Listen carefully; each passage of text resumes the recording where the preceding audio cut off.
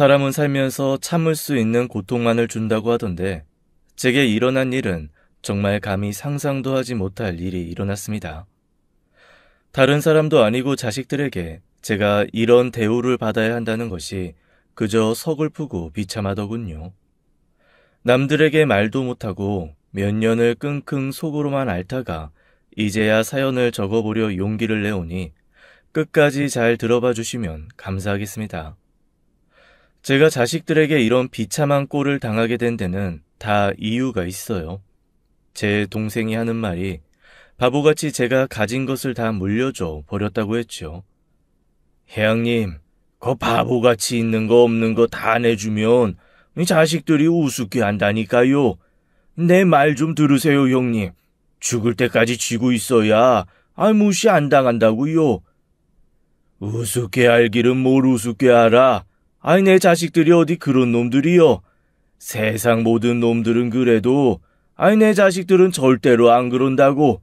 암만 그렇고 말고.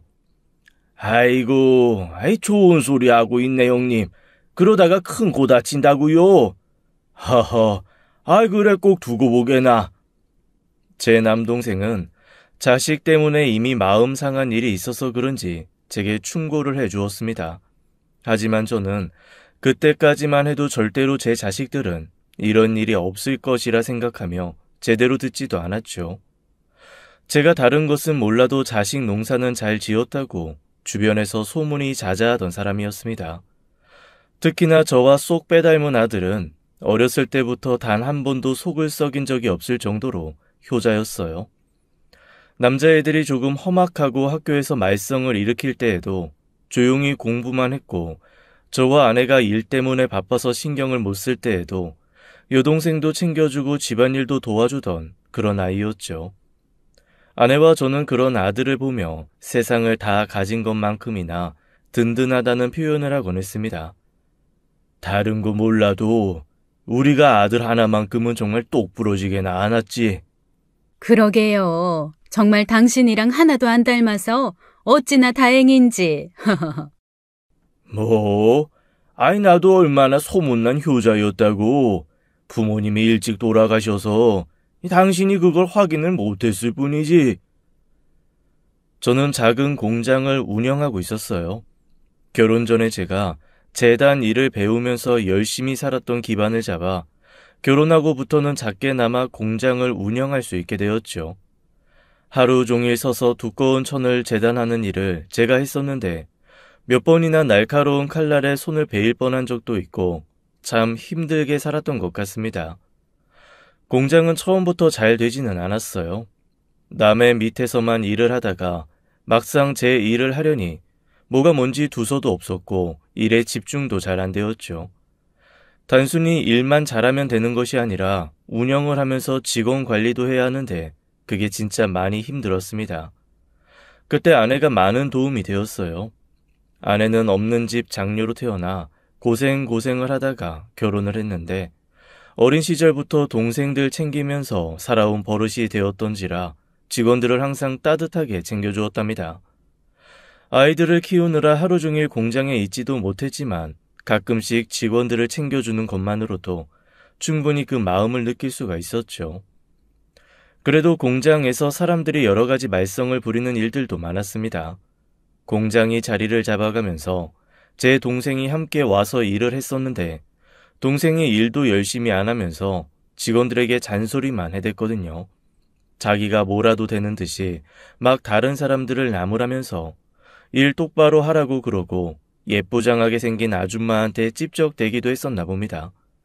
하루는 아줌마 직원이 제게 와서 일을 그만두겠다고 해서 밝혀지게 되었죠.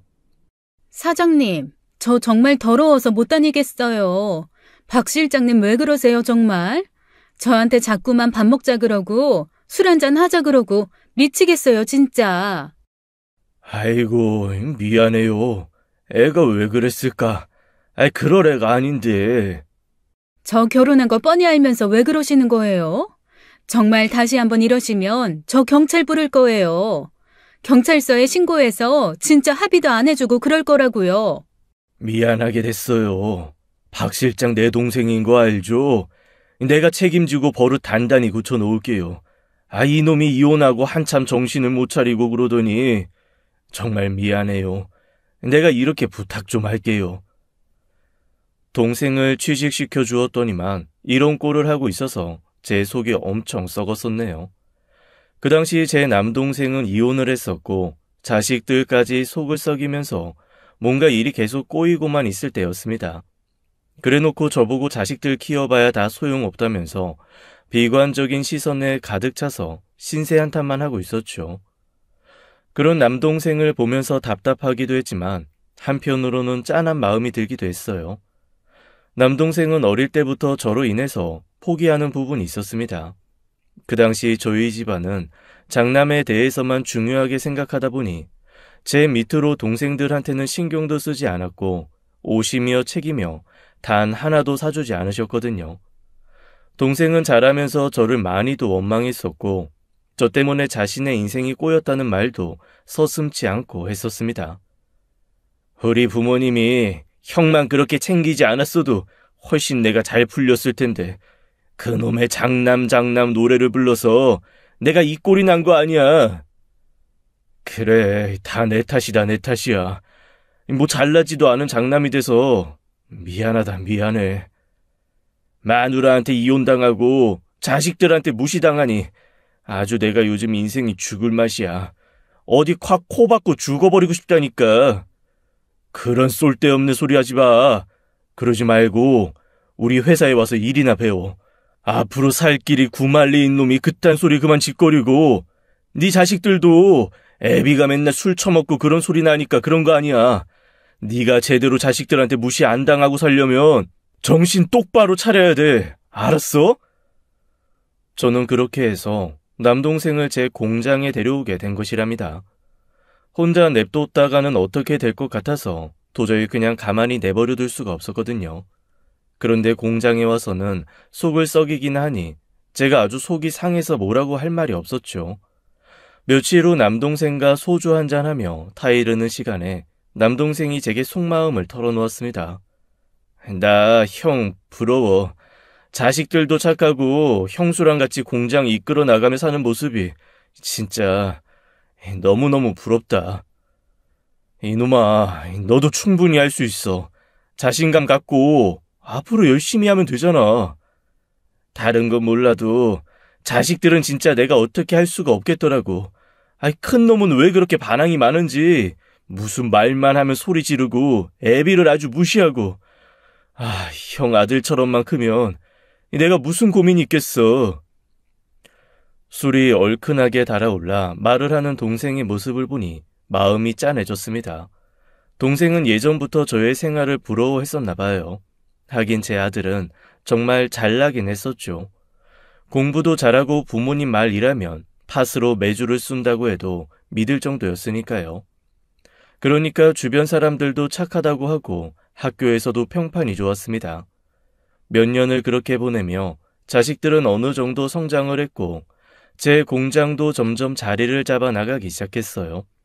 특히나 그때 한참 공장이 잘 되면서 큰 거래처들과 거래를 뚫었고 그걸로 눈코 뜰 새 없이 바쁜 나날을 보내게 되었습니다. 바쁜 만큼 매출도 올랐고 저희 부부는 매일매일 웃음이 떠나질 않았어요. 사람이 아무리 피곤해도 돈이 잘 벌리니 피곤한 것도 있고 열심히 일을 하게 되었죠. 저는 그 공장으로 작은 땅을 하나 샀고 그 땅이 몇 년 후에 엄청 가격이 오른 탓에 몇 억의 수익을 내고 땅을 팔 수 있었습니다. 그리고 그 땅에서 벌어들인 수익으로 작은 건물을 샀고 점점 제 재산이 불어났어요. 자식들도 잘 성장해서 대학생이 되었고 저희 가족은 평생 이렇게 행복하게 살 수 있을 줄 알았습니다. 하지만 이토록 행복한 저희 가족에게 큰 불행이 닥쳐왔어요. 아들이 막 대학교를 졸업하고 직장에 취직을 할 즈음 아내가 암이라는 병을 얻게 되었죠. 그 당시 한창 막내딸이 미술을 해서 외국으로 유학을 간다고 할 때였었고 아내가 반대를 하던 시절이었습니다. 저는 괜히 아내가 아픈 것이 막내딸 때문에 속을 썩어서 그런다며 모진 말도 했던 것 같아요. 네가 그렇게 멀리 떨어져서 유학을 간다고 고집을 피우니 니네 엄마가 좀 속상해. 그래서 그것 때문에 신경 쓰다가 이 꼴이 난 거 아니냐? 아빠 말이 틀렸어? 아빠 왜 그렇게 말해? 말도 안 되는 억지를 부려 왜? 아빠 이런 사람 아니었잖아. 엄마가 아파서 속상한 건 아빠만이 아니라고. 나도 많이 속상하고 정말 가슴이 아파. 그러니까 네가 왜 고집을 부리기를. 오빠처럼 저렇게 말 잘 듣고 조용히 있으면 엄마가 왜 아프냐고, 이 못된 놈 같으니라고. 아빠, 정말 아빠한테 실망이야. 저는 이때부터 딸과의 사이가 많이 나빠졌었어요. 어린 시절부터 아들과는 다르게 자유분방하고 고집도 세더니만 커서도 꼭 속을 썩여서 아내를 힘들게 한다고 생각을 했죠. 아내는 제게 뭐라고 했지만 저는 그때 그렇게 강하게 생각을 했습니다. 정말 바보 같은 생각이었고 저도 지금 와서 생각해보면 그때 왜 그랬는지 모르겠어요. 당신 미쳤어? 왜 자꾸 미연이한테 그런 이상한 말을 해? 내가 아픈 게 왜 미연이 탓이야? 말도 안 되는 억지를 왜 부리느냐고? 미연이가 얼마나 속상하겠어. 그 녀석이 지 오빠처럼 조용히 공부나 할 것이지. 어렸을 적부터 당신 속을 그렇게 썩였잖아. 말도 안 듣고 학교에서도 말썽이고. 그래서 당신이 스트레스 받아서. 그래서. 당신 자식한테 버림받고 싶어? 자식이 바보야? 맨날 아들만 감싸고. 이렇게 말도 안 되는 억지 부리면 누가 당신 곁에 남아있으려고 하겠어. 바보 같은 소리 제발 하지 마. 그리고 미연이고 민철이고 둘 다 소중한 우리 자식이야. 당신이 민철이만 감싸고 도는 거 모를 줄 알아? 그니까 제발 이제는 그러지 좀 말라고. 미연이 잘못되면 내가 당신 가만히 안 둘 줄 알아. 아내는 제게 거칠게 대응했어요. 제가 어린 시절부터 딸과 아들을 차별해 왔다면서 딸이 마음고생을 많이 했을 것이라는 말도 덧붙였습니다. 하지만 그때는 그런저런 말들이 귀에 들어오지도 않았죠. 딸이 상처를 받든 말든 제 마음속에는 아내가 아픈 것만 눈에 들어왔거든요. 얼마 후 아내는 딸을 유학길에 올려보냈습니다. 미술에 재능이 있던 딸의 앞길이 방해하고 싶지 않다고 했죠. 어차피 유학을 가든 안 가든 자신의 건강은 자신이 이겨내야 할 일이라고 하면서요. 제 아내는 이토록 정신이 강한 사람이었습니다. 결국 딸은 유학길에 올랐고 아내는 치료와 수술을 병행하며 괜찮은 듯 보였어요. 저는 그동안 돈 때문에 아내에게 신경을 쓰지 못한 것이 미안해서 아내가 먹고 싶다고 하는 것, 사고 싶다고 하는 것을 눈여겨놓았다가 다 사주었습니다. 아내의 병을 고칠 수만 있다면 돈이 얼마가 들어도 상관없다고 생각했죠. 공장은 너무나도 잘 운영이 되고 있었고 재테크를 위해서 사놓은 땅도 하늘 높은 줄 모르고 쑥쑥 가격이 올라가고 있었어요. 그렇게 모든 것이 다 잘 되고 있는 것 같아 보였던 그때에 아내의 암이 다시 다른 부위로 재발이 되었다는 소식이 들려왔고 저는 절망에 빠졌습니다. 모든 것을 다 내려놓을 정도로 심각한 패닉 상태에 빠졌었는데 나중에 정신을 차려보니 아내는 더 이상 손을 쓸 수 없을 정도로 심각한 상태에 놓여 있었죠. 암이 재발되면 무조건 사기나 말기이기 때문에 그때는 진짜 힘들어진다고 하더군요. 제 아내도 다른 부위로 말기암 상태로 전이가 되어버렸고 그때부터는 아무것도 할 수가 없었습니다. 부랴부랴 외국에 유학가 있던 딸도 돌아왔고 가족 모두가 아내의 병에 힘을 모았지만 더 이상 기적은 찾아오지 않았고 아내는 딱 1년 후 세상을 먼저 떠나고 말았어요. 제 나이 50대 초반이 되었을 무렵인데 혼자 되어버렸다는 생각에 세상을 살기도 싫었습니다. 한참을 방황하고 또 방황하며 술로 하루하루를 보냈고 공장은 아주 난리나기 일보 직전이었죠. 제 동생이라도 중심을 잡고 잘 운영을 했어야 하는 건데 제 동생이 또 그럴 만한 능력이 없는 사람이라 모든 것이 엉망진창이었나 봅니다. 거래처 여러 군데에서 전화가 왔지만 제대로 받지도 않으며 홀로 방 구석에 틀어박혀 보내고 있었는데 공장에서 일을 하던 아주머니 한 명이 제 집에 반찬을 싸서 찾아왔더군요. 사장님, 여기 반찬 좀 싸왔어요. 제가 다른 건 몰라도 손맛 좋다는 소리는 많이 들어봤거든요. 이것 좀 들어보세요. 얼른요. 아니, 이게 다 뭐예요? 여기 두고 가세요. 나 지금 이런 거 먹을 기분 아니니까 두고 가세요. 나중에 먹을게요. 먹을 기분 아니셔도 먹어야 돼요. 제가 사장님 밑에서 오래 일해봐서 알잖아요. 이 공장 어떻게 읽어오셨는지. 지금 이 공장 위기예요. 남의 손에 넘어가도 좋으세요? 사모님이 잘도 좋아하시겠어요. 사장님 이거 드시고 얼른 정신 차리셔서 공장 일으키셔야죠. 저도 이렇게 일자리 잃는 거 싫어요. 저도 남편 없어서 먹여 살려야 할 자식이 있다고요. 공장 직원의 진심 어린 충고를 들은 저는 뒤통수에 뭔가 한 대를 얻어맞은 것 같은 느낌이 들면서 정신이 번쩍 들더군요. 아내와 함께 그렇게 힘들게 공장을 일구었던 지난 날들이 떠올랐고 더 이상 이렇게 살면 안 되겠다는 생각이 들었습니다. 결국 며칠 후 정신을 가다듬고 다시 공장으로 출근을 했고 집안에 사두었던 술 박스들을 모조리 갖다 버렸어요. 공장은 여기저기 엉망진창이었죠. 남동생이 저 대신 뭔가 운영을 해줬어야 했는데 그런 기대를 한 제가 잘못이었다는 것을 깨달았습니다. 그리고 그때부터 처음부터 다시 시작하자는 마음을 먹었고 바닥부터 다시 시작했어요.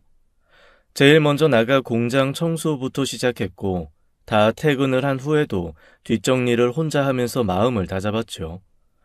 그렇게 열심히 살아가다 보니 아내를 잃은 슬픔이 조금씩 가라앉기 시작했고 그 무렵 남동생의 아들 녀석인 조카가 저를 찾아왔습니다. 큰아빠, 저 정말 이런 말씀 드려서 죄송한데 방 한 칸 얻을 보증금 좀 해주세요. 당장 애기가 나오려고 하는데 먹고 살 집이 없어서. 뭐? 애기? 아니 너 아직 결혼도 안 한 놈이 뭐 하려고 애기를 가졌어? 이 놈이 아직도 정신을 못 차리고. 맞아요 큰아빠. 저 진짜 아직도 정신 못 차리고 돌아다녔어요. 제 애인 줄도 모르고. 근데 당장에 애기가 나온다는데 어디 먹고 살 곳도 없고 저희 아버지한테 손 벌리기도 싫고. 그 당시만 해도 조카와 제 남동생은 사이가 매우 좋지 않았습니다. 조카는 학창 시절부터 말썽만 피우고 다녔고 그런 조카를 남동생은 몹시도 싫어했고 특히나 제 아들과 엄청나게 많이 비교를 해서 조카도 힘들어했었죠. 성인이 된 후에는 집에도 잘 들어가지 않고 연을 끊고 살다시피 한 사이였기 때문에 그런 부탁을 할 수는 없었나 봅니다. 20살이 훨씬 넘은 놈이 당장에 어디 잘 곳도 없이 그러고 돌아다닌다는 것이 너무도 한심했지만 당장에 아이가 나온다고 하니 저도 마음이 짠하더라고요. 통장에서 3천만 원을 꺼내 작은 빌라 전세를 얻어주었고 조카는 그곳에서 새 신혼살림을 차릴 수 있었습니다. 나중에 알게 된 제 아들은 저보고 엄청 뭐라고 하더군요. 아니 아버지, 그놈한테 뭐 하려고 그런 돈을 줘요. 그놈이 갚을 것 같아요? 어렸을 때부터 자기 아빠한테도 그렇게 대들고 집 나가고 한 놈이라고요. 아버지도 다 아시잖아요. 그렇지. 나도 알지. 너 같은 애가 아니라는 거 나도 다 봤다. 근데 어쩌냐. 당장 애가 나온다는데. 뻔뻔한 놈. 그 나이 먹도록 돈도 하나 안 벌어 놀고 먹고 했으면 그 죗값은 받아야지. 어디서 날로 먹으려고? 아버지, 제가 그 돈 꼭 받아드릴게요. 그런 싸가지 없는 불효자 놈은 매운맛을 한번 봐야 한다니까요. 아니 뭐 꼭 그렇게까지. 나 그 돈 받으려고 빌려준 거 아니다. 애비 그 돈 없어도 충분히 살 수 있어. 땅도 있고 공장도 잘 돌아가고 있고 또 건물 월세도 받아먹고 있고. 그런 놈은 고마운 줄도 모르는 놈이니까 제가 꼭 받아드릴게요. 꼭이요. 아들은 불같이 화를 내며 사촌 동생에 대해서 부정적인 얘기들을 했어요. 그 모습을 보니 역시 제 아들은 정신이 똑바로 박혀있는 놈이라는 생각이 들었습니다. 어렸을 적부터 단 한 번도 말썽도 안 일으키고 열심히 공부해서 괜찮은 대학도 들어갔고 또 괜찮은 직장도 얻었으니 부족한 것이 없는 놈이라고 생각했죠. 그로부터 얼마의 시간이 흘렀고 저는 슬픔에서 벗어나 활기를 조금씩 되찾기 시작했습니다. 더군다나 공장 직원이 주기적으로 저희 집에 들러 반찬을 싸주었고 가끔은 집에서 밥도 차려주었어요. 제 아내에 비하면 여성스럽지도 않고 외모도 진짜 별로였던지라 여자로서는 전혀 매력이 없다고 생각했는데 사람의 마음이 정말 신기한 것 같아요. 제 처지가 그래서 그런가 점점 공장 직원의 모습이 눈앞에 아른거리기 시작했답니다. 이혼을 하고 홀로 자식을 억척스럽게 키워내면서도 혼자 지내는 저까지 챙겨주는 그녀를 보니 왠지 제가 부끄러웠고 더 열심히 살아야 한다는 생각마저 들었어요. 그런 그녀에게 여러 가지로 참 많이 배우면서 점점 정이 들어가고 있었나 봅니다. 어느 날 비가 많이 오는 날 비를 홀딱 다 맞고 저희 집 앞에 반찬을 가져다 주러 온 그녀에게 저도 모르게 마음의 설레임 같은 것이 느껴졌고 그날 밤 저희는 함께 있었어요. 그리고는 바로 연인 관계가 되었고 느지막이 저의 심장은 다시 콩닥거리기 시작했습니다. 남사스러워서 처음에는 아무에게도 말하지 않고 숨기고 있었지만 얼마 후 아들이 집에 들렀다가 그녀를 마주치게 되었죠. 아들은 그때 술에 약간 취해 있었는데 뭔가 일이 잘 풀리지 않는지 얼굴 표정이 좋지 않은 상태이더군요. 근데 아주머니 누구세요? 저희 아버지 집에 왜 계신 거죠? 아, 반가워요. 아드님이시구나. 말씀 많이 들었어요. 워낙에 효자라서 사장님, 사모님이 많이 자랑하셨죠. 공장 직원이세요? 공장 직원이 이 늦은 밤 시간에 남자 사장님 집에 들어오는 건 아니지 않나요? 좀 불쾌하니까 당장 나가셨으면 좋겠네요. 저기 아들아, 내가 아직 못한 말이 좀 있는데 말이다.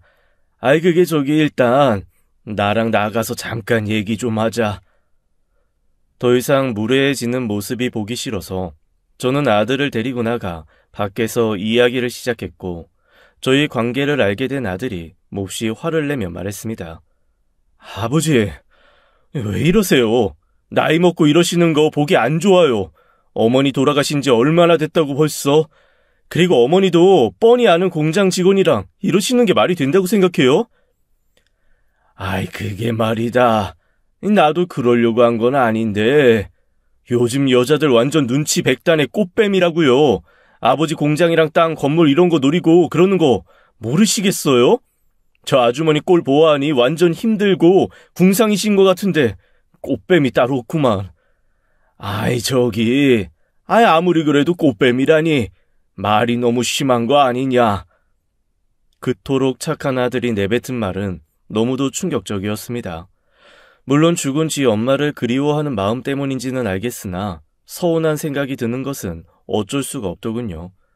아들은 그 말을 내뱉고도 뭔가 더 기분이 언짢은지 화를 주체하지 못한 채 집으로 돌아갔습니다. 아들이 돌아가고 나니 참 많은 생각이 들더군요. 제가 이렇게 새로운 만남하는 것 자체가 그렇게 잘못한 일인가 싶고 저도 저의 인생이 있는데 왜 그토록 싫어하나 싶기도 했고 말이죠. 주변 사람들 말을 들어보니 다들 부모 재산이 있으면 이런다고 하던데 혹시나 제 아들이 그런 생각을 하나 싶기도 했지만 이내 생각을 고쳐 먹었습니다. 아니야. 이 세상 모든 놈들이 다 그래도 내 아들은 아니야. 이 놈이 어렸을 때부터 얼마나 철이 일찍 들었는데 절대 아닐 거야. 아닐 거고 아니고 말고. 아들은 그 후로 한참 동안 연락이 없더군요. 저도 따로 연락을 하지 않았지만 이상하게 계속 기다려지는 것은 부모로서 어쩔 수 없는 마음인가 봅니다. 그러던 어느 날 공장에서 남동생이 제게 말했어요. 형님 고마워요. 우리 철없는 아들놈 방 구해줬다면서. 나 그거 너무 늦게 알아버려서 말이야. 어떻게 고맙다고 말을 전해야 할지. 그 녀석의 급한 마음에 이자도 제대로 못 챙겨서 드렸다면서 얼마나 죄송해하던지. 큰아빠로서 그럴 수도 있는 거지 뭐. 아이 근데 나한테 돈은 갚았었나? 언제 갚았지? 은행 계좌로 입금을 했대. 아니, 민철이가 하도 닥달을 해서 얼마 전까지 열심히 모아서 다 줬다는데 그거 갚느라고 아주 주말까지 알바를 하면서 돈 1,000원 한 장 안 썼다고 하던데 이놈이 자식 낳고 보니 이제야 좀 철이 들었나 봐. 이게 다 형님 덕분이에요. 진짜 고마워요 형님. 그 꼴통을 뭘 보고. 저는 순간 5만 가지 생각이 머릿속에 펼쳐졌어요. 남동생 말대로라면 분명히 제 아들이 3천만 원이라는 돈을 받은 것이 분명한데 아들이 왜 제게 그 돈을 주지 않았을까 궁금해졌습니다. 잠시 시간을 내서 아들에게 전화를 걸었는데 차마 그 돈에 대한 이야기는 하지 않았고 혹시 제게 뭐 할 말 없느냐고 물었죠. 아들은 태연하게 할 말이 없다고 하면서 저보고 그 아줌마랑 당장에 헤어지라고 하면서 돈 때문에 저를 만나는 것이라며 또 억지를 부렸습니다. 일단 저는 아들을 믿어주기로 했어요. 아들이 까먹었거나 혹은 뭔가 이유가 있어서 제게 말을 하지 않은 것이라고 생각이 들었죠. 하지만 시간이 지나도 아들은 제게 아무 말도 하지 않았습니다. 그리고 몇 달 후 자신이 결혼을 하고 싶다는 여자를 인사시켜준다며 저희 집에 데려왔죠. 몇 달 사이 뭔가 모르게 분위기가 달라진 것 같은 아들을 보며 뭔가 이상하다는 생각이 들긴 했으나 차마 물어볼 수는 없었습니다. 아들이 데려온 여자는 욕심이 많게 생겼고 집안 형편은 어려웠지만 결혼식은 성대하게 하고 싶다고 했고 신혼집으로 방 3개에 대단지 아파트를 원한다며 또박또박 말을 하는 여자였어요. 제가 욕심이 많다고 생각하실 수도 있겠지만 아버님 능력이 되신다는 말씀을 들었어요. 그리고 솔직히 장남 결혼시키는데 여력이 있으신 부모님들은 다들 그 정도는 해주시더라고요. 제가 결혼해서 아이 잘 키우고 하면 전혀 아깝다고 생각하지 않으실 거예요. 그럼 지금 하는 일은 어떻게 되는지 물어봐도 될까요? 아, 저요? 얼마 전까지 회사 다니다가 적성에 맞지 않아서 그만두고 결혼 준비에 돌입하려고요. 아, 주식은 오랫동안 해서 꽤 이것저것 잘 알고 있어요. 이 사람도 제가 알려줬고요. 힘든 것도 있었지만 그래도 저 때문에 얼마 전엔 돈 좀 만진 걸로 알아요. 아들의 여자친구는 자신만만하게도 주식을 한다고 하더군요. 사실 저는 주식, 복권 이런 건 별로 좋아하지 않는답니다. 열심히 일을 해서 벌려고 하는 것이 아니라 왠지 허황된 꿈만 꾸는 것 같은 느낌이 들더라고요. 그런 쪽에 빠져 있는 사람을 보면 딱히 일도 열심히 안 하는 것 같아서 별로라고 생각을 했는데 그런 사람이 제 며느리가 될 것이라고는 상상도 하지 못했던 일이죠. 아들은 제 눈치를 살피면서 빨리 다른 화제로 이야기를 돌렸는데 그때 저는 뭔가 직감할 수 있었습니다. 조카에게서 받은 3천만 원이라는 돈을 왠지 아들이 주식으로 썼을 것이라는 생각이 들었죠. 다음날 아들에게 전화를 걸어 그 사실을 물어보았더니 아들은 순순히 그렇다고 대답을 했습니다. 아버지, 조금만 기다려주시면 제가 다 갚을게요. 그때 하도 마이너스가 심해서. 이 녀석아, 그런 일이 있으면 내게 말이라도 해야지. 어떻게 아무 소리도 안 하고 있냐? 이 애비가 설마 하니 그 돈 때문에 뭐라고 할까 봐서 그랬냐? 아버지가 다른 여자한테 눈이 뒤집혀서 있으니까 그렇죠. 그 여자랑 데이트하면서 쓰는 돈은 아깝지 않으면서 그 돈 달라고 그러실까 봐. 그분하고는 헤어지신 거 맞죠? 이제 안 들러붙어요? 혹시라도 아버지한테 뭐 돈 얘기하거나 그러면 저한테 얘기하세요. 아니면 일찌감치 제 명의로 재산 돌려놓으시는 것도 방법이고요. 아들은 왠지 모르게 조금 달라져 있는 것 같은 느낌이었습니다. 어린 시절 제가 알던 아들의 모습이 아니라 뭔가 낯설었고 돈에 굉장히 집착을 하는 것처럼 보였죠. 하도 말썽을 부리며 살았던 조카 녀석은 이제야 정신을 차리고 하루에도 일을 2탕씩 하면서 저 자식 먹여 살리는 모습이 참 보기 좋던데 제 아들은 뭔가 이상한 모습으로 변해 있는 것 같았습니다. 얼마 후 외국에서 오래 살던 딸이 한국으로 귀국을 했어요. 딸은 지 엄마가 세상을 떠나던 때 잠시 한국에 들어와 있다가 일주일 후 다시 외국으로 들어가 그곳에서 자리를 잡고 살고 싶다고 했었거든요. 예전에 아내가 아픈 것이 딸 때문이라고 소리를 해서인지 딸과 제 사이가 좋지 않았기에 한국으로 돌아와도 살짝 대면대면했습니다. 딸은 제게 살갑게 다가오지 않았고 저 역시 그런 딸에게 먼저 손을 내밀지 못했던 것 같아요. 그런 저희 부녀 관계를 다시 좋게 만들어준 것이 지금 제 옆에 있는 이 사람입니다. 저희 집에 이런저런 장을 봐서 음식을 만들어 두고 딸을 초대해 주었고 딸의 귀국을 축하하는 케이크까지 멋지게 준비해 주었죠. 뿐만 아니라 그동안 제가 갖고 있던 딸에 대한 미안한 마음을 저 대신에 전해주기도 했습니다. 딸은 처음에는 이 사람에 대해서 선입견을 갖고 있다가 조금 지난 후부터는 굉장히 오픈 마인드로 이 사람을 대해주었어요. 외국에서 살아서 그런가 바라보는 관점이 확실히 지 오빠하고는 다르다는 것을 깨달았습니다. 어떻게 보면 저는 딸 덕분에 그녀에 대해 더 마음을 열게 되었고 제가 하는 이 연애가 나쁜 짓이 아니라는 것을 느끼게 되었던 것 같아요. 딸은 그 후로도 자주 저희 집에 들러서 밥도 먹고 가고 맛있는 음식도 사다 주고 갔고 제가 만나고 있는 그녀와도 살갑게 잘 지내게 되었습니다. 그러는 사이 아들은 결혼을 하게 되었고 저는 아들이 원하는 대로 대단지 30평대 아파트를 마련해 주었어요. 아들 내외는 크게 기뻐하지도 않았고 당연히 받아야 하는 것처럼 행동을 해서 제가 기분이 살짝 좋지는 않았지만 어쨌든 자식들한테 부족함 없이 해줄 수 있는 제 자신이 자랑스럽기도 했습니다. 어느 날 딸은 제게 이런 말을 하기도 했죠. 아빠, 근데 오빠가 요즘 좀 많이 변한 것 같아. 예전에 그 오빠 모습이 아니야. 회사는 그만둔 거야? 맨날 집에만 있고 일도 안 하는 것 같던데. 오빠 왜 그래? 그게 무슨 소리냐? 일을 안 한다니? 그놈이 일을 안 하고 지 가정을 어떻게 꾸리려고? 새언니랑 둘이 뭔가 꿍꿍이가 있는 것 같더라고.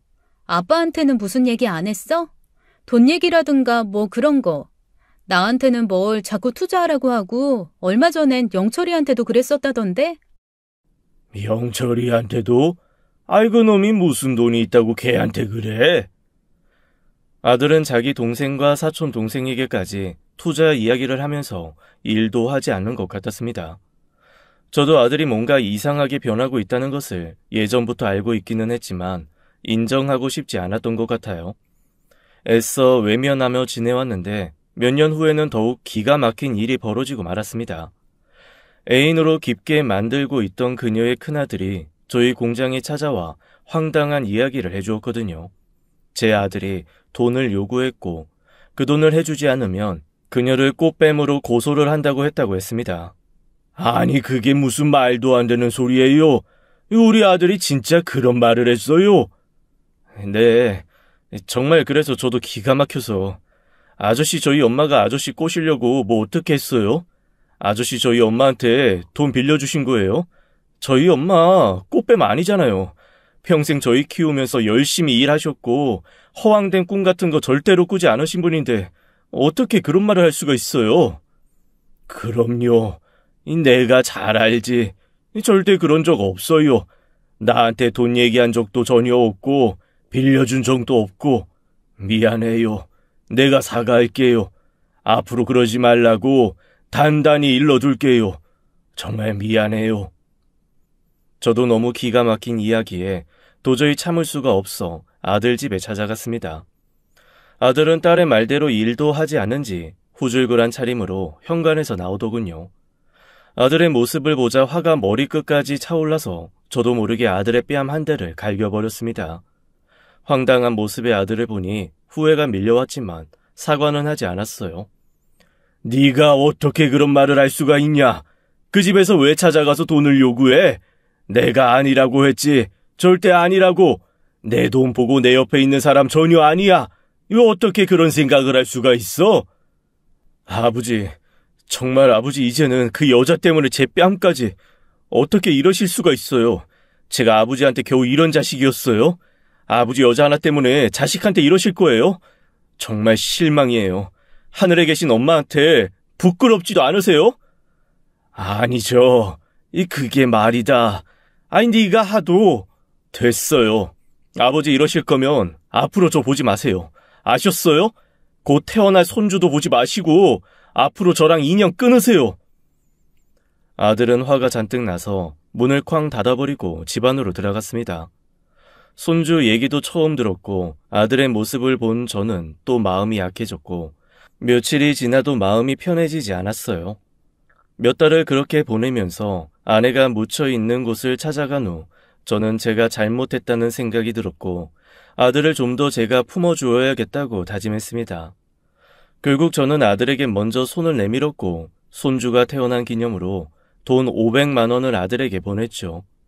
아들 녀석은 통장에 찍힌 돈을 보더니 기분이 좋아서 제게 전화를 걸었고 저희 부자는 다시금 그렇게 친해지는 듯 했습니다. 집안에 아이가 태어나니 정말 화목해지더군요. 가끔씩 온 가족이 모일 때마다 아이 하나를 쳐다보며 모두가 하나가 되는 것 같았고 제 남동생과 조카까지 모두가 모여 행복한 시간을 보냈습니다.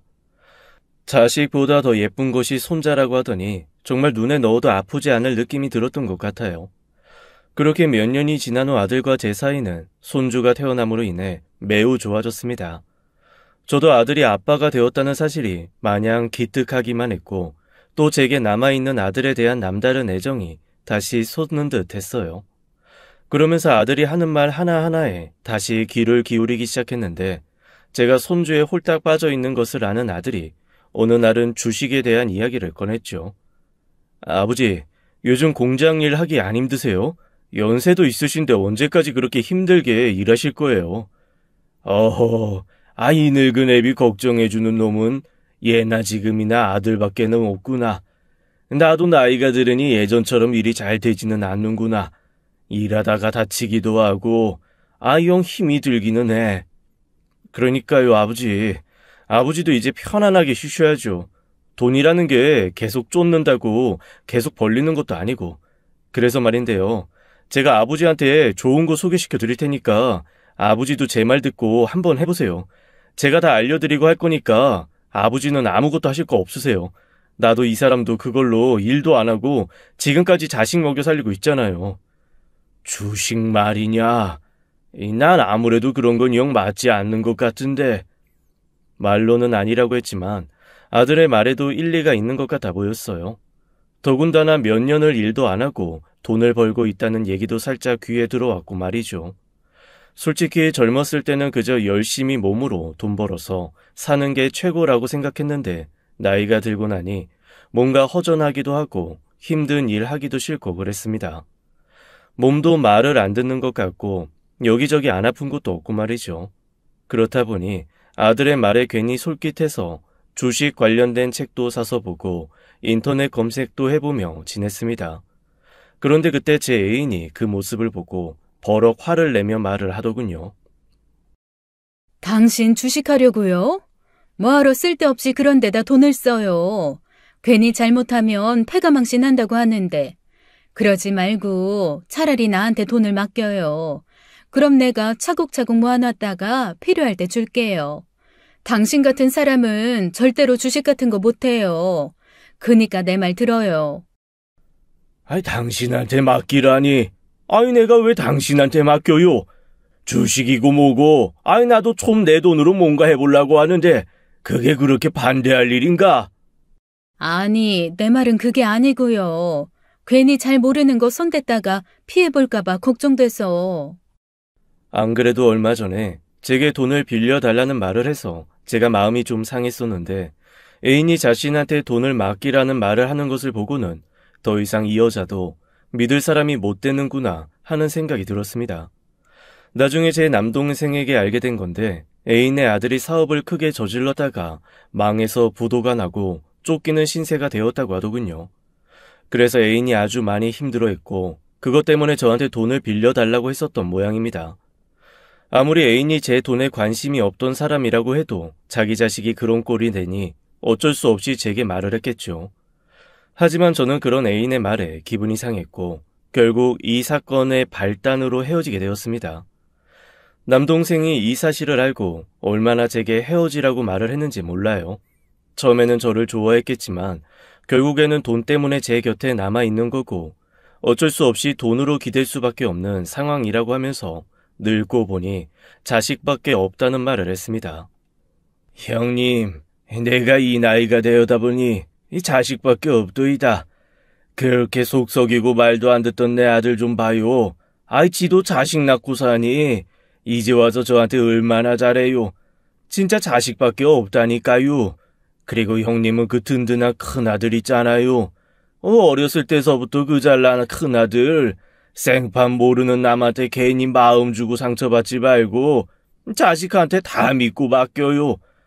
우리 같은 늙은이들은 그 길밖에는 없다니까요.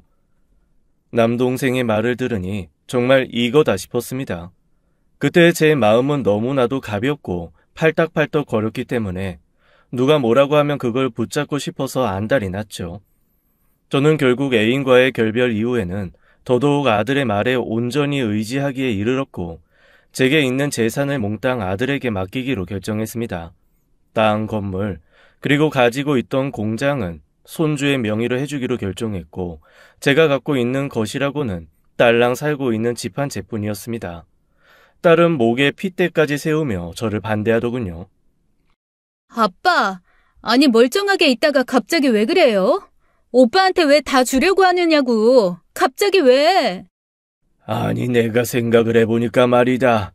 아이 다들 내 재산만 보고 접근하는 것 같고 그리고 내가 예전에 네 오빠를 나쁘게 생각했던 것도 미안하고 해서 말이야. 너 서운하지? 이 서운해서 그런 거 안다. 내가 이 집은 꼭 너한테 주마. 내가 언제 재산 달래? 외국에서 살면서 아빠한테 손 한 번 벌린 적 있냐고요.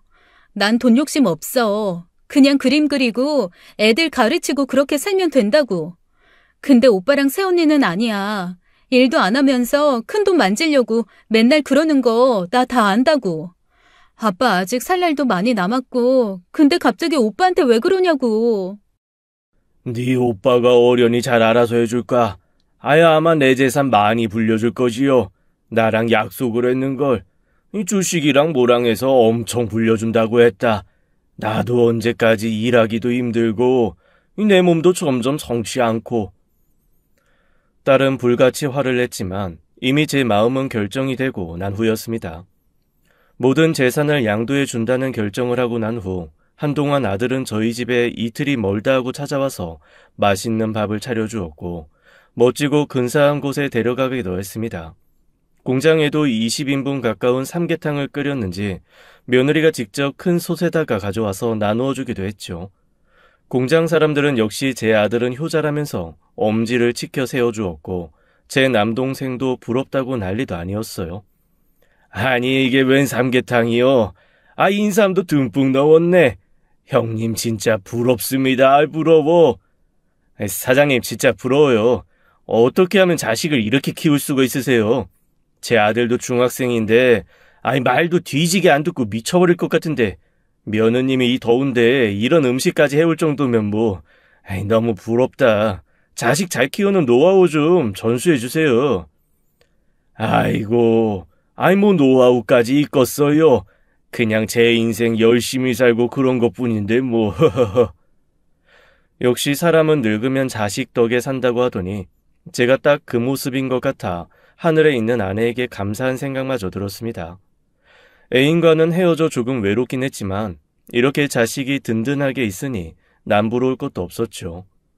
저는 그렇게 모든 결정을 끝내고 아들에게 제 재산의 거의 전부를 미리 증여해 주었습니다. 제가 변호사를 불러 재산을 증여해 줄 때 딸이 나타나 효도 계약서라는 것을 들고 왔어요. 오빠 말도 안 되는 이 행동 나 정말 이해 안 되지만 우리 아빠가 결정한 거니까 내가 더 이상 뭐라고 반대는 안 해. 근데 여기에 사인은 해줘야겠어. 잘 읽어봐. 이게 뭔데 그래? 효도 계약서? 이게 다 뭐냐? 무슨 효도를 계약서를 쓰고 해. 응, 요즘 세상이 워낙에 험악해야지. 아빠 돈이 한두 푼도 아니고 오빠가 불려준다는 그 말 어떻게 믿냐? 어차피 오빠도 평생 혼자 계실 아빠 모실 생각으로 받는 거 아니야? 안 그래요, 새언니? 왜? 싫어? 참나, 기가 막혀서. 야, 싫긴 뭐가 싫어?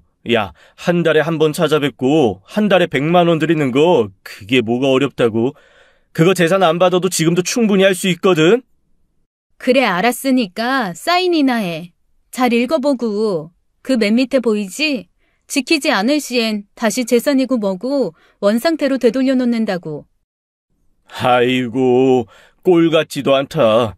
어디서 이런 걸 계약서라고 들고 와서는 참나. 알았어. 사인하면 될 거 아니야. 딸이 들고 온 효도 계약서를 보더니 아들은 헛웃음을 치며 쉽게 사인해 주었어요. 이게 얼마나 법적인 효력이 있을 것이라고는 상상도 못한 모습이었죠. 그렇게 그날 모든 절차가 마무리되었습니다. 마음 한구석에 구멍이 뚫린 것 같은 느낌도 들었지만 한편으로는 앞으로의 인생이 기대도 되었어요. 아들이 제 재산도 불려주고 잘 해줄 것이라는 생각을 했었죠.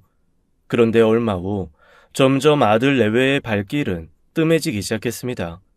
딸의 말대로라면 적어도 한 달에 한 번은 찾아와서 밥도 해주고 살림도 돌봐준다고 하던데 한 달에 한 번은커녕 제가 먼저 전화를 해도 잘 받지도 않더군요. 바빠서 그런 거겠지.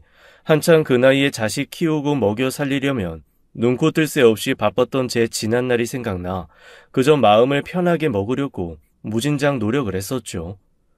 하지만 그렇게 마음을 먹기에는 제가 아들 녀석에게 물려준 재산이 너무나도 컸었습니다. 시간이 지날수록 불길한 예감이 들었는데 얼마 후 정말 놀라 뒤로 자빠질 만한 일이 벌어지고 말았습니다. 아들이 제 통장에 있는 돈까지 싸그리 다 가져다 주식에다 투자를 해버렸고 제가 갖고 있던 땅, 건물도 다 팔아서 무슨 코인인가 어디다 투자를 해버렸다고 하더군요.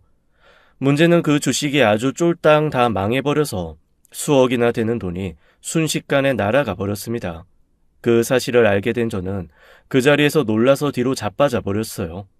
무슨 말이 나오지도 않았고 도대체 이게 있을 수 있는 일인가 하늘이 노랗게 보이며 정신이 멍하기만 했죠. 아니 이게 정말 있을 수 있는 일이냐? 어떻게 도대체 이런 일이 일어나? 도대체 어떻게? 내가 어떻게 모은 돈인데? 아이고 나 죽네 나 죽어. 순식간에 일어난 일이라 정신이 멍했는데 그 뒤로는 기억이 나지 않았습니다. 나중에 깨어보니 병원 침대에 누워있는 제 자신을 발견했고 병실에는 아들 내외가 있었어요. 정신을 조금 차릴 때쯤 아들 녀석이 며느리와 하는 이야기를 들었는데 그 말을 듣고 저는 다시 기절을 하고 말았습니다. 어쩔 거야 이 노인네. 더 이상 돈 나올 구멍이나 있는 거야? 돈 없는 노인 모셔서 뭐해. 그냥 요양원에나 보내버리자. 요양원은 뭐 아무나 가? 한 달에 내는 돈이 얼만데. 저 노인네 돈 다 빼다 써서 이제 나올 구멍도 없는데. 그냥 폐가에다가 버려버릴까? 아니다. 지금 살고 있는 집은 있잖아. 마지막으로 그거 빼다가 쓰고 버릴까? 미연이가 알면 개지랄 떨 텐데 가만히 있을까 모르겠네. 제 재산을 몽땅 다 빼앗아 가듯이 한 것도 모자라 이번에는 저를 폐가에다가 버릴 생각을 하고 있는 아들 내외를 보니 그냥 살고 싶지도 않더군요. 그때 너무 충격을 받았는지 순간 뇌경색이 찾아왔고 저는 그렇게 병원에 한동안 입원을 하게 되었습니다. 병실에 찾아온 제 남동생과 조카 그리고 제 딸은 아들이 한 얘기가 뭔지도 모른 채 제 건강만 걱정하고 있더군요. 저는 다행히 수술을 하지 않고 약물 치료가 가능한 상태여서 약물로 치료를 하며 조금은 의사 표현을 할 수 있었습니다. 말이 제대로 나오지 않자 종이에 펜으로 아들 이름을 썼고 딸에게 눈물로 호소했어요. 아빠, 이게 뭐야? 오빠 이름을 왜 썼어? 오빠가 뭐라고 했어? 오빠지. 아빠 이렇게 만든 사람 오빠 맞지? 내가 가만 안 둬. 이것들 내가 아주 그냥 요절을 내버릴 거야. 아빠한테 쓴 효도 계약서 그거 내가 변호사 찾아가서 다 효력 있는 서류로 만들어놨거든? 아빠 기다려봐. 이것들 내가 아주 가만히 안 둬. 딸은 제 눈물을 닦아주며 걱정하지 말라고 말해주었고 옆에 있던 제 남동생과 조카 역시 제 딸을 도와 이런저런 것들을 알아봐 주었습니다. 그리고 아들이 제 모든 재산을 이용해 주식과 코인 등에 투자해서 날려버렸다는 것을 알게 되었고 그들의 꿍꿍이까지 알아차려버렸죠. 집안은 말 그대로 풍비박산 나버렸고 어마어마하게 싸움이 벌어졌습니다. 결국 딸은 변호사를 대동해 오빠를 고소했고 그 과정에서 저를 두고 며느리가 하는 얘기는 과간도 아니었죠.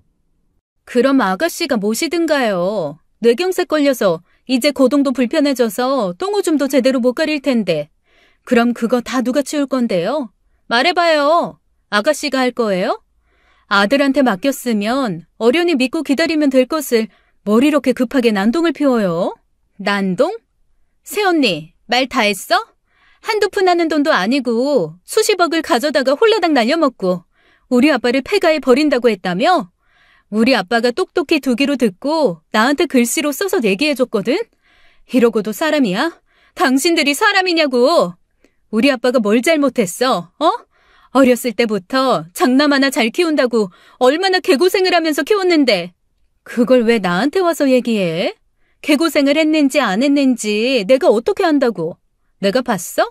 봤냐고? 그리고 그 주식도 아버님이 직접 하신 거라고. 봐봐, 아버님 이름으로 돼 있잖아. 뭣도 모르는 영감탱이가 욕심만 많아가지고. 며느리는 이제 거짓말까지 하고 있었습니다. 주식의 주자도 모르는 제가 직접 다 투자해서 그 많은 돈을 날려먹었다고 뻔뻔하게 거짓말을 하는데 정말 기가 막혀서 말도 안 나오더군요. 알고 보니 제 모든 서류를 위조해서 아들과 며느리가 짜고 치는 고스톱이었고 저는 눈뜨고 아들 내외한테 코를 베인 격이 되어버리고 말았습니다. 그토록 믿고 의지했던 제 장남이 어쩌다가 이런 꼴이 되었는지 정말 속상하고 또 비참했습니다. 어린 시절부터 저희 부부의 자랑이자 제 남동생마저도 늘 부러워했던 놈인데 이런 폐륜을 저지른다는 생각을 하니 잠이 한숨도 오지 않더군요. 제 딸은 더 이상 이런 꼴을 두고 볼 수만은 없다며 그때 받아놓은 효도 계약서를 써먹어야 한다고 했습니다.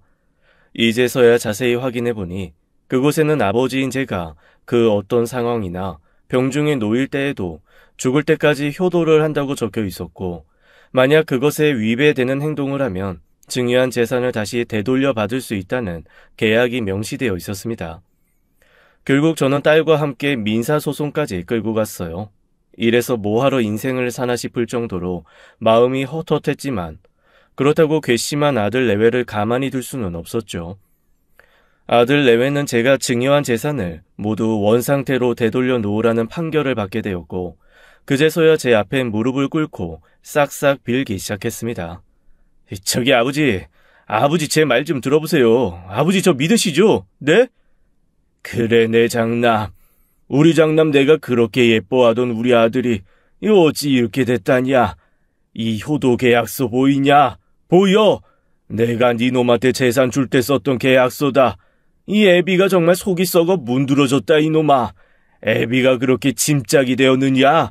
이 주식으로 내 재산 다 말아먹고 나니까 내 경세 걸려 들어누워있는 이 애비가 이 폐가해버린다고.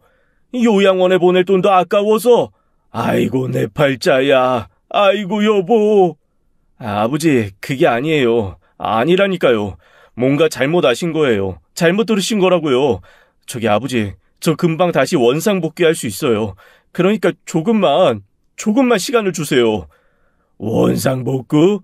이놈아, 그렇게 똑똑하고 총명하던 네가 일도 안 하고 하루 종일 잠옷 입고 집에서 컴퓨터만 보더니만 사람이 욕심이 한도 끝도 없다. 너 이놈 내가 정말 하늘에 있는 네 엄마한테 고개를 들 수가 없다 이놈아. 아이씨 진짜 계속 이렇게 고집 피우실 거예요? 요양원에 가봤자 뭐 거기서 왕자님 대접받을 줄 알아요? 병들어 늙은 노인네 그냥 들어누워 있게만 만든다고요. 그게 걱정돼서 그런 건데 왜 그래요? 말귀를 못 알아듣고 사람을 이상하게 취급하시네 우리 아버지. 이놈의 자식, 이 버릇없는 놈의 자식 같으니라고. 너 이놈, 이 효도계약서 보고도 그딴 말이 나오냐? 너 내가 너를 그렇게 가르치대? 순간 저를 찾아온 제 남동생과 남동생의 아들은 그 광경을 보고 도저히 참지 못했고 조카는 제 아들의 얼굴에 주먹질을 했습니다. 형, 와 이거 완전히 쓰레기네. 어렸을 때부터 그렇게 공부도 잘하고 효자로 크더니만 커서는 완전 쓰레기가 됐네. 큰아버지를 뭐 어디에 보내? 내가 형 큰아버지 돈 달라고 닥달할 때부터 알아봤어야 하는 건데 당장 꺼져. 큰아버지 내가 모셔. 내가 우리 집에 모시고 갈 거야. 돈은 없어도 형 같은 쓰레기보다 훨씬 나을걸? 뭐? 이 감히 니까짓 게 나를 때려? 이 싸가지 없는 놈이. 저는 더 이상 눈을 뜨고 있고 싶지도 않았어요. 그냥 이런 꼴을 보는 자체가 힘들었고 하늘에 있는 아내 곁으로 가고 싶다는 생각밖에 안 들었죠. 아이고, 이 내가 늙어서 이게 무슨 팔자요. 내가 너무 오래 살아서 그렇다. 이 내가 빨리 죽었어야 했는데 우리 마누라 죽을 때 이 그냥 같이 따라 죽을 걸. 이런 꼴 보려고 내가 살았냐.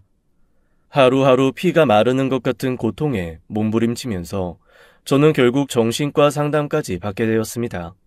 딸과 제 남동생, 조카까지 저를 위해서 얼마나 많이 노력했는지 몰라요. 그 이후로 딸은 제 집으로 찾아와 함께 살게 되었고 저의 손과 발이 되어주었습니다. 조카 녀석은 제 목욕을 도와드려야 한다며 이틀에 한 번은 꼭 찾아와 직접 씻겨주었고 병원에도 함께 동행해 재활치료도 함께 해주었죠. 그래도 이렇게 든든한 가족들이 제 곁에 아직 있기 때문에 저는 마음을 다잡을 수 있었습니다. 가족들 덕분에 혼자 불편함 없이 생활도 할 수 있게 되었고 마음도 많이 편안해진 것 같아요. 아들 녀석은 제가 신혼 때 사준 아파트와 며느리 이름으로 마련해둔 적금과 오피스텔 등을 팔아 제게 주었고 아직 한참 남은 재산에 대해서는 시간을 달라고 애원하고 있습니다. 자식이 집까지 없어져 단칸방에 살고 있다는 말을 들으니 마음이 아팠지만 그놈 그렇게라도 다시 인간 만들려면 어쩔 수 없다는 생각에 끝까지 받아내고 말겠다고 다짐하고 있네요. 제가 낳은 자식이니 제가 다시 인간 만들어 놔야죠. 그리고 아들의 이간질로 인해 헤어지고 공장도 그만두게 한 애인과도 다시 만남을 이어갔습니다. 그녀의 진심 어린 마음을 알게 되었고 제게 빌리려 했던 돈도 하도 답답해서 해본 말이라고 하더군요. 제가 아들에 미쳐있긴 했었나 봅니다. 아들을 얻고 난 이후부터 뒤통수를 맞은 그 순간까지 아들 바라기였던 제 자신이 한심하게 느껴지는 오늘이네요. 끝까지 청취해 주셔서 감사합니다.